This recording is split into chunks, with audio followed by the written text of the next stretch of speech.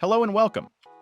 Today we're embarking on an exciting journey to set up your IoT Mill SDK, a set of software tools that will allow you to change the configuration of IoT Mill, perform a firmware update, and, although it is not required for most cases when launching a new IoT service, change the code of IoT Mill to add new features. Wondering how? Just stick with me and I'll guide you through each step. Let's get your IoT Mill running smoothly with some essential software installation. Ready? Let's roll!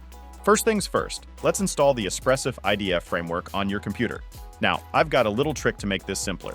We'll use the Visual Studio Code extension for Espressif. Don't have Visual Studio Code? No worries, there's a way around it. But trust me, this method's a breeze. Just open your Visual Studio Code, head over to the extension marketplace, and type in Espressif. Found it? Great! Click Install and watch the magic happen. Once you've got that installed, it's time for a bit of keyboard wizardry. Hit Ctrl-Shift-P on PC or Command-Shift-P on Mac to open the command palette.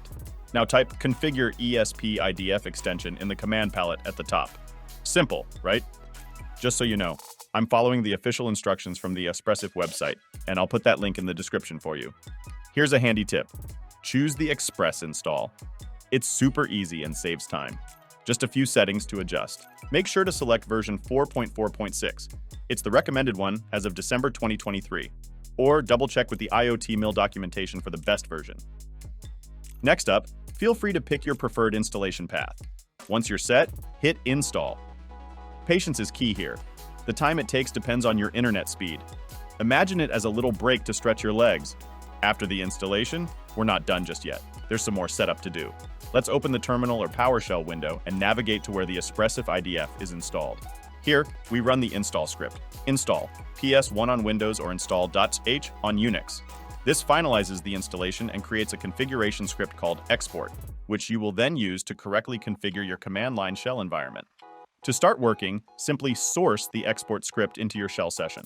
This is done by typing a dot, followed by a space, and the script name, so the changes to the environment variables made by the script persist and have an effect on further commands you will type.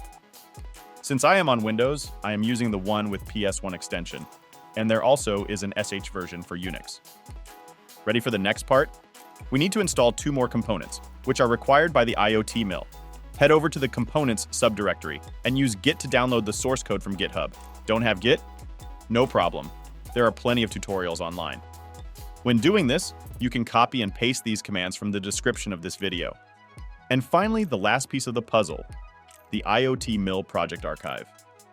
Once you receive it, extract it into your main project folder, usually named ESP-IDF. And there you have it. You're all geared up to start configuring your IoT Mill. Let's review what we just did.